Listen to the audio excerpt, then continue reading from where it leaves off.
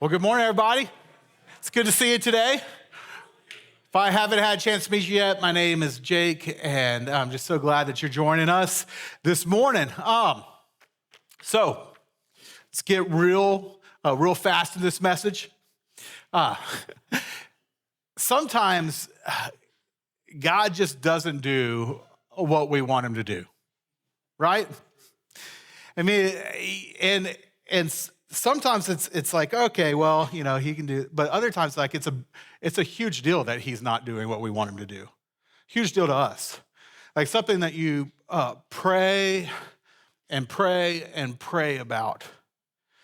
But God either seems like he doesn't answer, or he does answer and he doesn't answer the way you want him to. And the cancer doesn't go away. And he or she or you don't get better, and things just continue to worsen. Or another week passes without a job, and then another month passes, right? And you think, okay, God, what's going on? That will really, really stretch your faith, won't it? I mean, I found that very few things, and maybe nothing, challenges my faith in God more than whenever he doesn't do what I really want him to do. Now, faith is a really big deal to God. Do y'all know that? Like in Jesus' ministry, in the gospel accounts, there are 2 times when we're told that Jesus was amazed.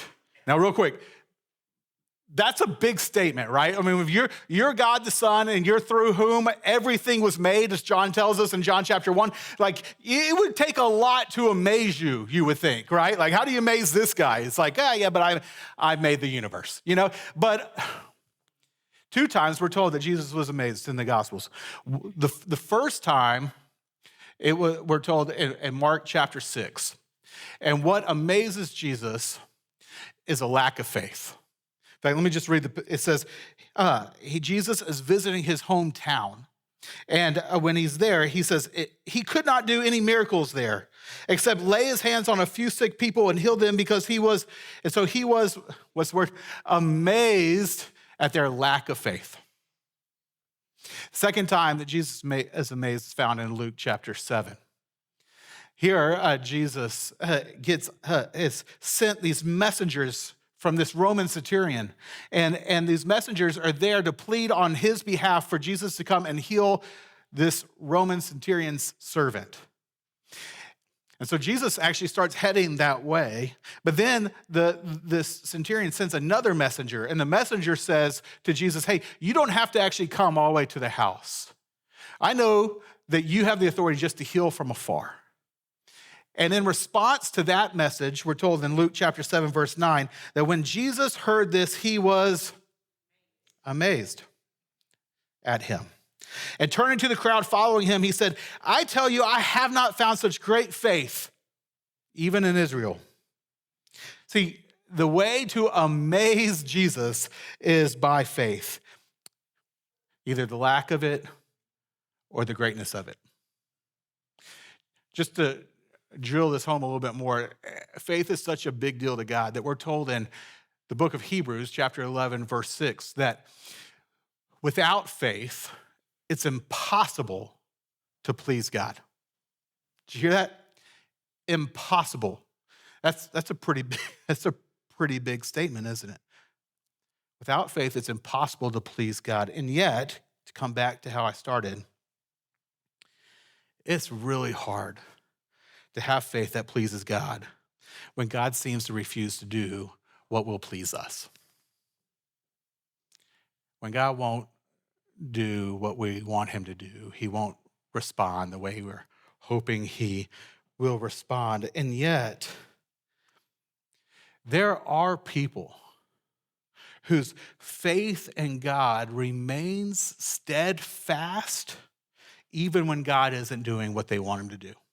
Do you know any people like that? You ever been around people like that? I have. I've had the pleasure and honor of being around people who have that kind of faith. And I'll tell you, they're like some of the most saint-like people I know. I mean, they're the people who, even when their world seems to be falling apart around them, they're not stoic. It's not like they're not affected by that. They don't grieve and mourn and cry and all of that stuff. And yet, in the midst of that, there's like a deep current of peace and hope. My sister Kaylee and my brother-in-law Sebastian are two of those people. 10 years ago, Kaylee and Sebastian uh, had their very first child, a baby girl, and they named Annabelle. Uh, Annabelle lived for 5 months. She was born with a chromosomal disorder that led her to be born blind, underdeveloped lungs, and a number of other complications. And they spent all but 1 weekend in the ICU with her, the NICU with her. They got to bring her home for 3 days, and then they were back. During that time, they prayed and they prayed and they prayed that God would heal their daughter and extend her life. But God didn't do what they were asking him to do. He didn't respond the way that they hoped that he would respond. Got a little mood music here.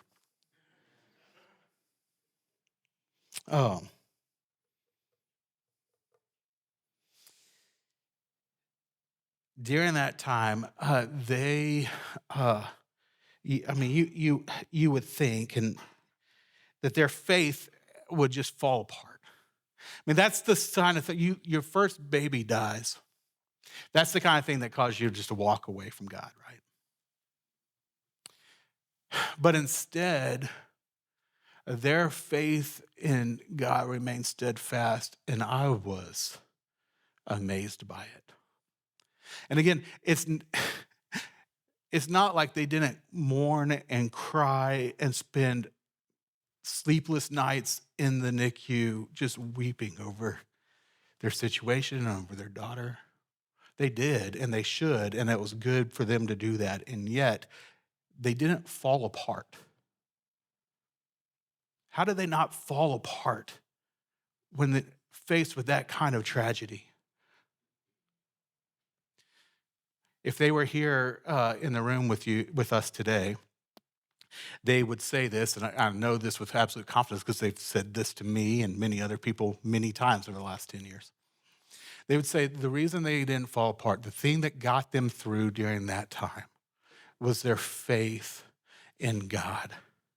Their faith in God, the faith that God would keep his promises to them, that God was with them, that their baby girl was loved by God, and that when she passed away, that she was with the Father, that these things gave them a peace and a hope in the midst of the darkest of times.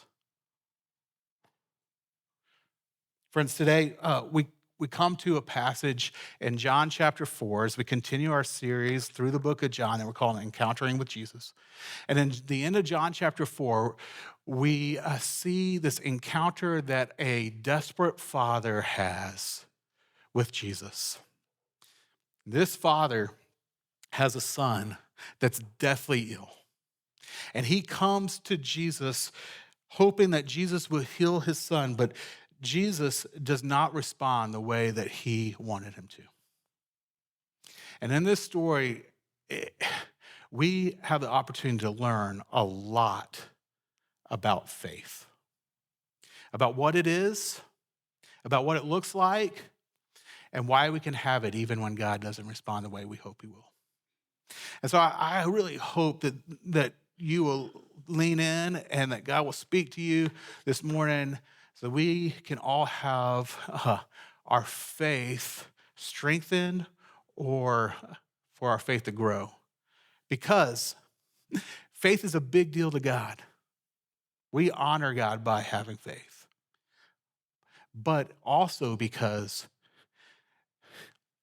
the only way that we're going to really make it through this broken world without falling apart is if we have faith in God that can give us peace and hope in the midst of dark times. So for God's sake and for your sake, let's turn to John chapter 4 and let him teach us a little bit about faith. Okay, we're going to be in John 4. We're going to pick up in verse 43, and I can read it for us. If you're able, I would invite you to stand for the reading of God's word. Let's look at this together.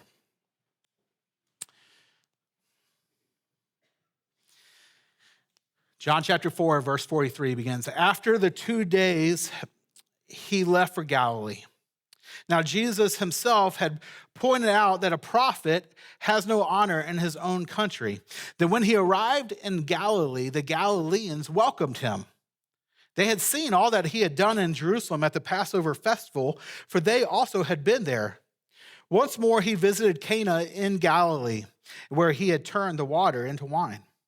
And there was a certain royal official whose son lay sick at Capernaum.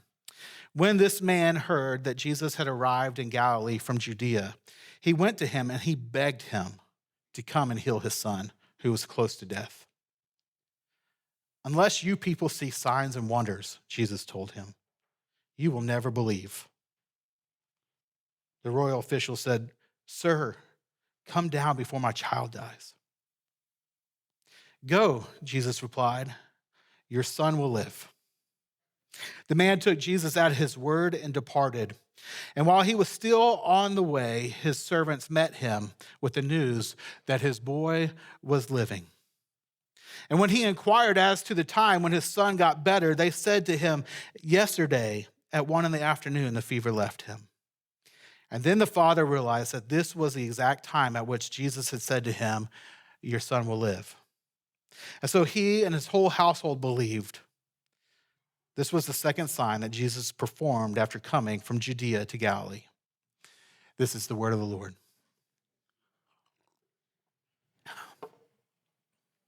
All right. So this passage begins with Jesus returning to his home region of Galilee, having been in Jerusalem, traveled through Samaria. That's where we've been the last 2 Sundays, right? And then now finally to Galilee. And there we're told he's welcomed by the crowds, people that had seen him performing miracles in Jerusalem. They're really glad that he's there with them. Now, it's interesting because here it says that Jesus in verse 44, that there's no honor in your hometown, and yet he's welcomed by all these people. It seems like an honorable thing. All these people are excited to see him. They're welcomed by him. But here's the deal. These people, they were not interested in Jesus. They were just interested in what he could do for them. You know, they weren't looking to trust themselves to Jesus. They were just looking for a miracle, for Jesus to entertain them or to heal them, to impress them, to do something for them. But anyways, the news must have spread that Jesus was back in Galilee, because we're told that there's this man, this royal official in Capernaum, which was about 20 miles or so away from Cana. And he hears that Jesus is back. And this man, as we read, has a sick son who is deathly ill. And so in desperation, this father leaves the side of his dying son and he heads off to Cana to try to find Jesus. In verse 47, we're told that he went to him and he begged him to come and heal his son who was close to death. Now, before we keep moving, just think a little bit more about this man. Okay, we don't know a lot about him, but what we know is that he was a royal official.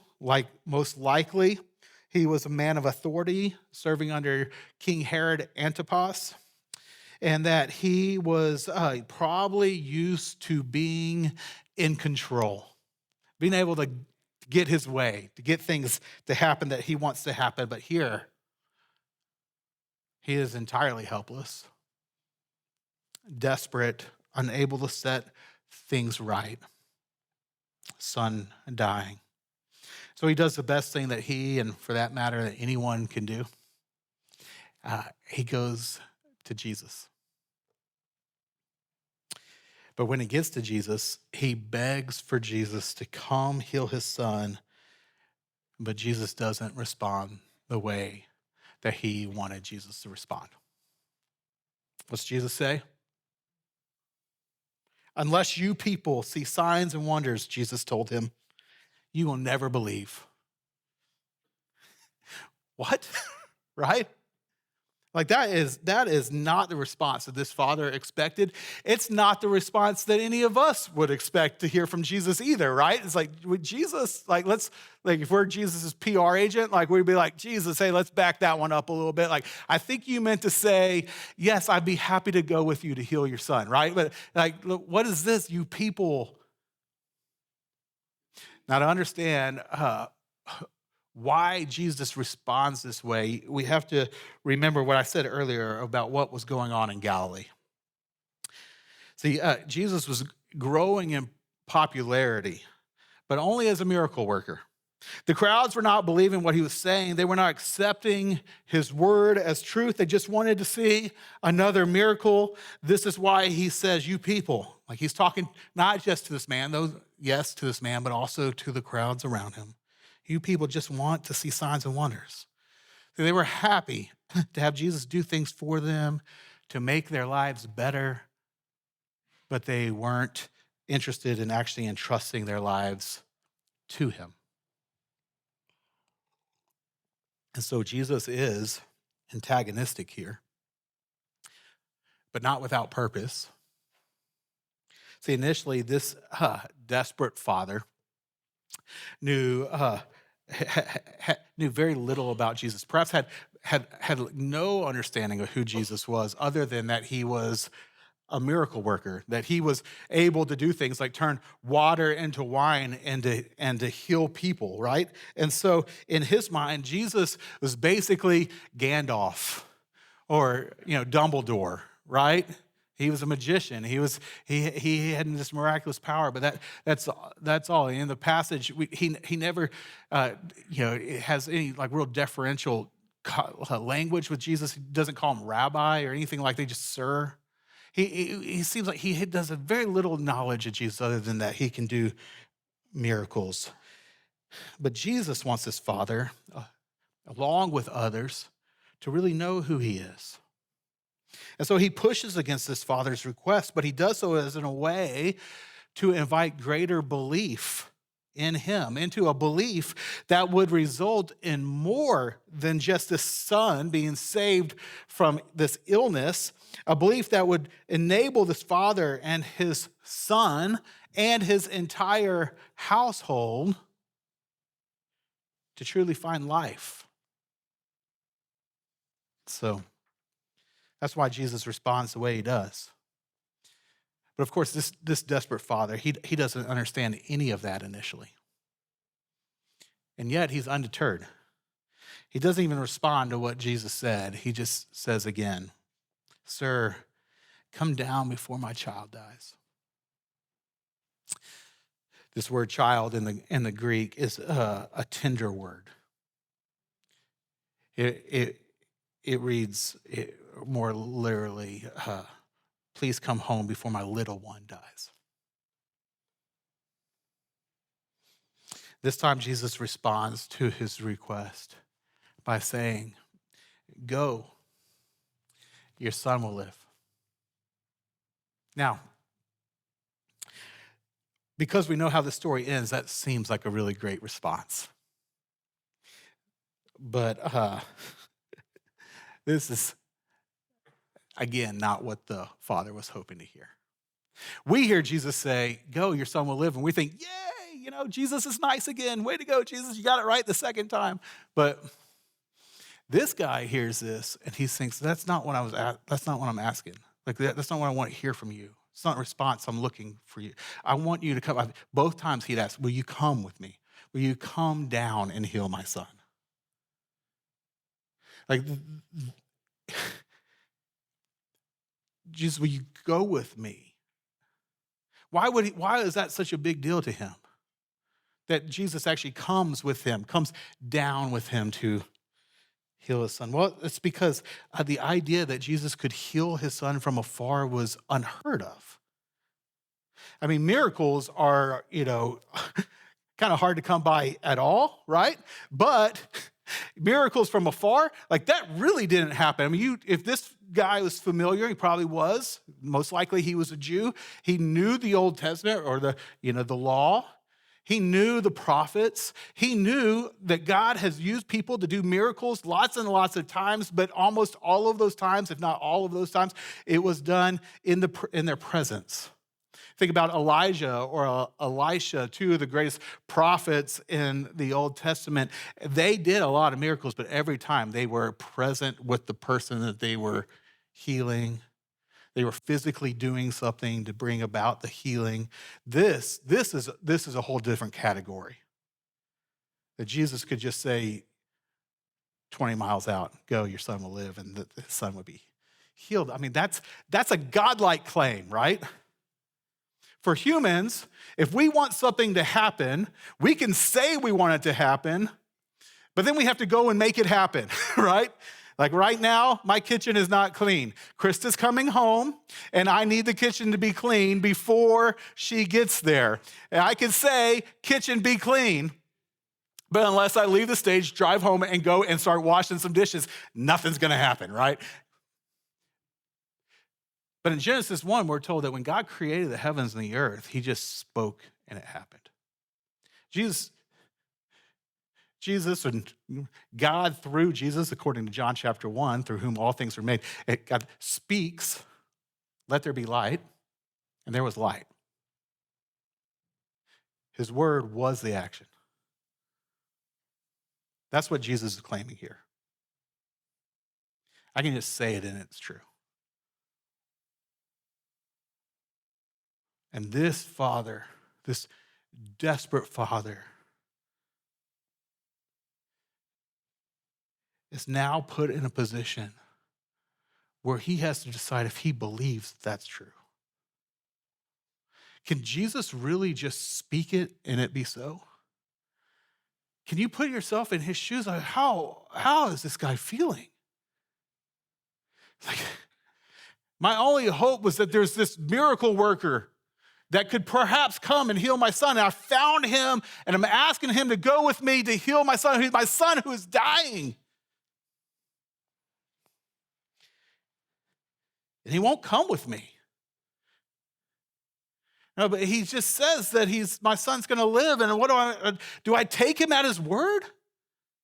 I mean, what if I go home? What if I start the long trek home 20 miles and I get there and my son isn't any better or he's worse?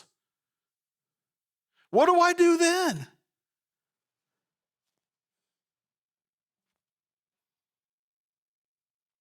Amazingly, and I use that word on purpose, amazingly,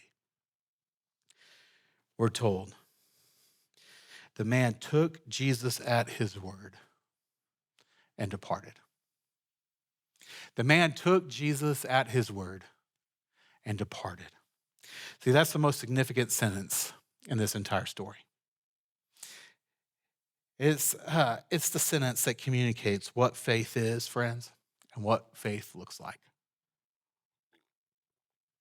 I want to drill down on this for a second because I think that there is a lot of confusion around faith. So let's talk for a minute about what is faith. And let me begin by just saying what faith is not. First, faith is not a power that we can use to control God. The faith is not a force by which we can force God's hand.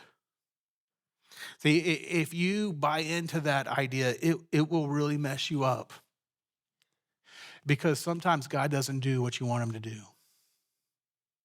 Even when you have big faith that he can do it. Just ask my sister and brother-in-law. See, faith isn't a power that forces God to do something, to act according to how you want him to act. Also, faith is not a belief that's based on a desire. Here's what I mean by that. Sometimes we talk about faith in that way. Like we say, man, I really want something to happen, so what do I need? I I need to have faith, right? Like I really, really want this job. And so I just need to have faith that I will get the job. As if by our faith, we can manifest it into reality. That's not what biblical faith is. Biblical faith is not belief based on a desire. Instead, friends, here's what faith is. Faith is belief based on a promise. Belief based on a promise. See, there's a big difference between belief based on a desire and belief based on a promise. For example, if I was hanging out with Barry today and I was thinking, I really like Barry. I would like to hang out with him more often. These are things I have thought before. And so I decided, I really want to hang out with Barry more. I'm going to go to Kirby Lane at 6 a.m. tomorrow morning and just really hope that he's going to show up.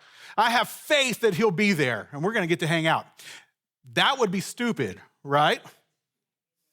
But if while I was hanging out with Barry today, Barry were to say, hey, let's hang out tomorrow. You want to meet me at Kirby Lane at 6 a.m.?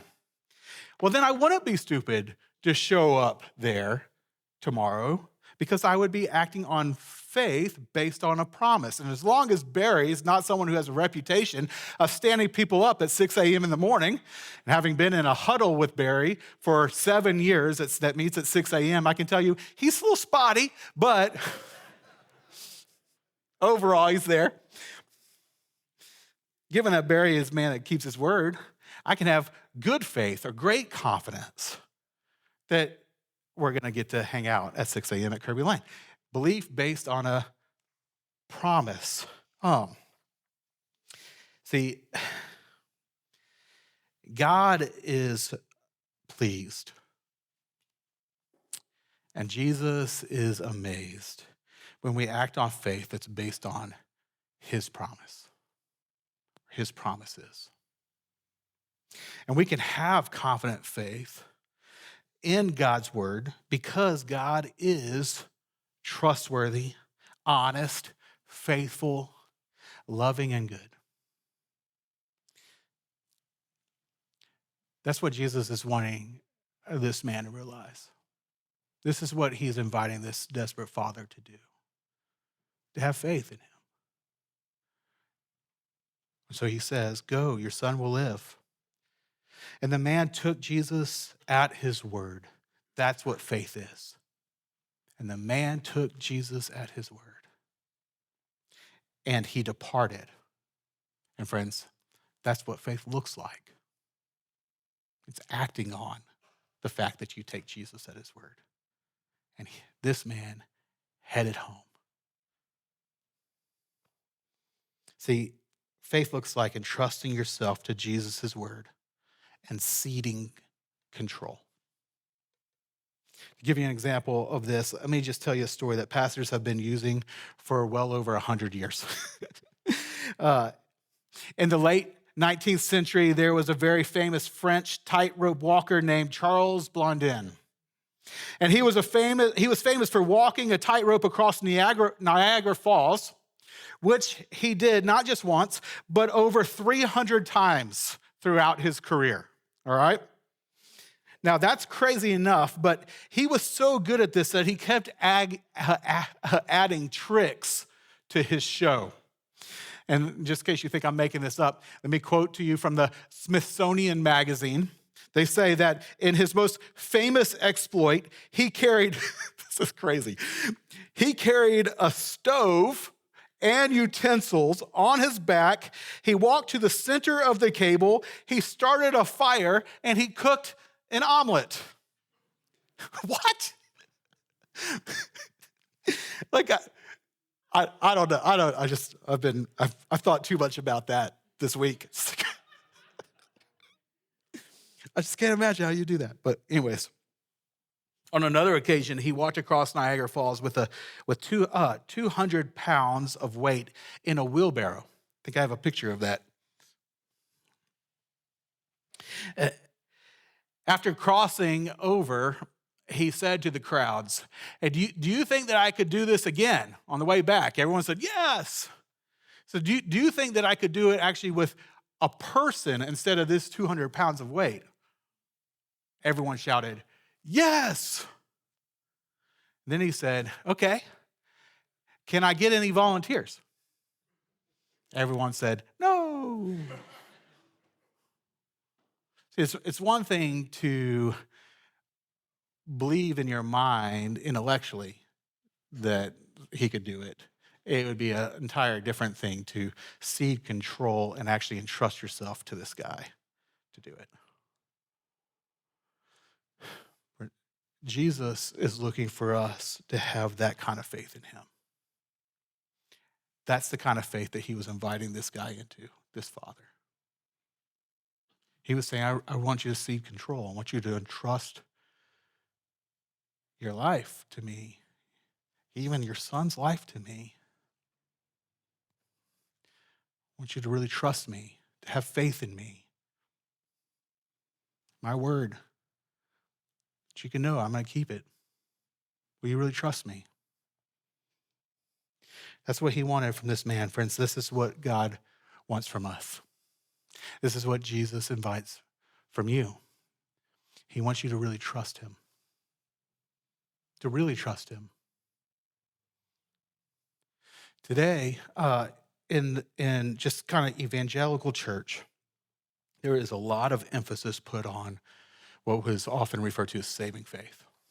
That when you put your faith in Jesus for the forgiveness of your sins, trusting that his death was for you, and then he died and he rose again, defeating death, and you put all of your trust in him to be the one who forgives you and reconciles you to God and brings you into the family of God to be with God forever.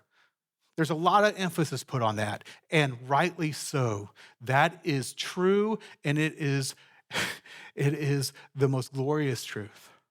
And if you are here today and you have never trusted Jesus with your eternal destiny and your relationship with God, then my encouragement to you today is to do that based on his word. That what God tells us, that God so loved the world that he gave his one and only son, that whosoever believes in him, believes, should not perish but have everlasting life. That you would say, I believe that's true.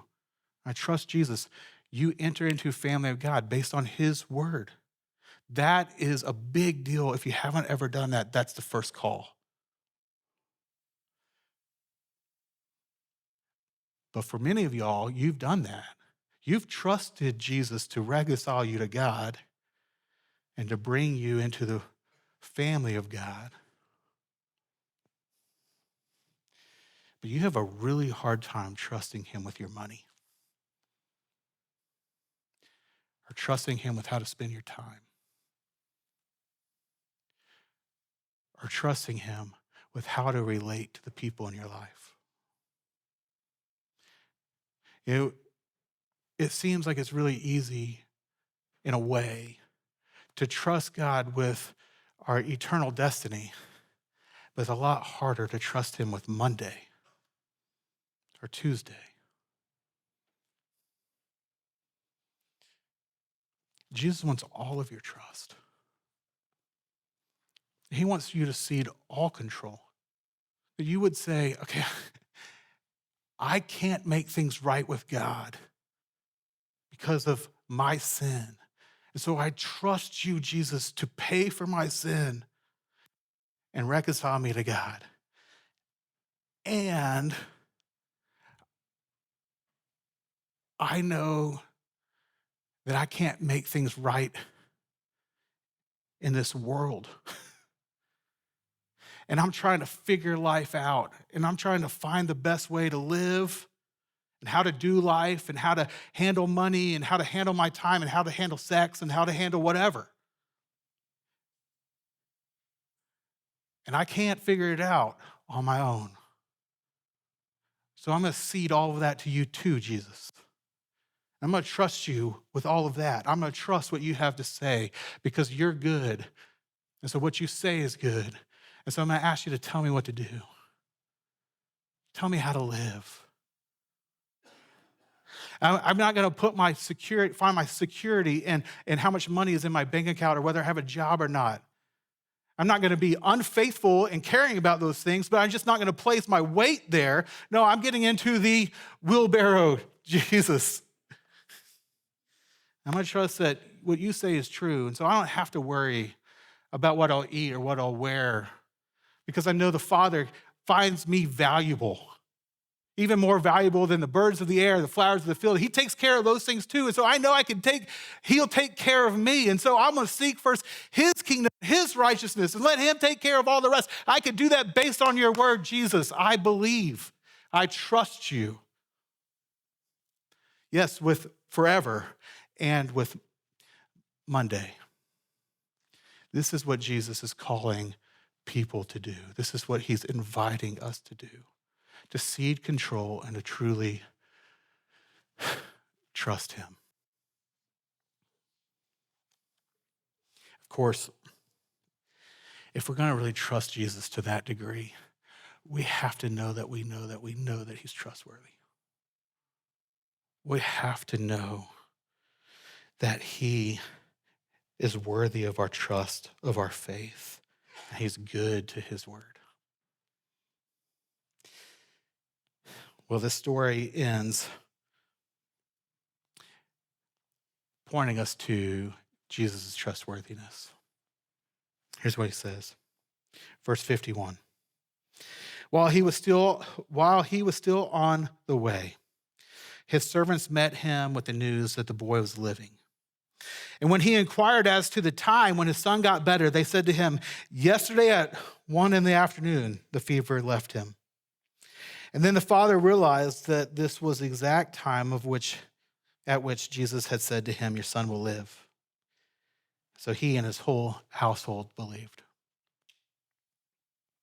See, this story ends with the father getting confirmation that Jesus was worthy of his trust. That Jesus had kept his word and that he was powerful enough to do what he said and that he loved him enough to actually do it. He got all of the evidence he needed to know that Jesus was worthy of his faith. And so he believed, and so did his entire household. Friends, you and I also have evidence for Jesus, his love and trustworthiness. In fact, I could argue that it's even better evidence than what this believing father had. For we're on the other side of the cross and the resurrection. See, this passage ends with John tagging on this line. This was the second sign that Jesus performed after coming from Judea to Galilee. And a sign in John is something pointing to a greater reality. What's the greater reality here? Well, it's that Jesus is able to save people from death and set everything right. Do you remember what the desperate father's request was? Come down before my child dies. But Jesus doesn't go with him. And I'm sure on that long trip home, that father had to be thinking, why wouldn't he come down to save my son? But the truth is, friends, Jesus had come down. That he had come down from heaven, not just to save this son, but to save the world, to make the way for all of us to be saved. You see, it's because God the Father, our loving Father, sent his son to come down and die that Jesus can say to this desperate father, "Go, your son will live." In other words, Jesus can say, "Go, your son will live," because God the Father said, "Go, my son, and die." And Jesus willingly went because he knew that through his death, he would end death. That through the breaking of his body, he would restore the brokenness in this world and in our hearts. And so he went. The Son came down and died. Because he did, we have the ultimate evidence that he is trustworthy, loving, and good, and worthy of our faith. See, even when we're facing incredibly difficult circumstances, even when Jesus isn't responding to our pleas or our prayers the way that we want him to, we can trust him because we can know that he loves us and that he's all powerful and he's good because of what he's done for us on the cross.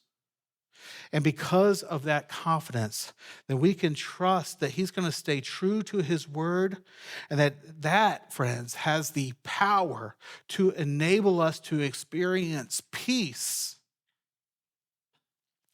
and hope, even in the hardest and darkest of circumstances.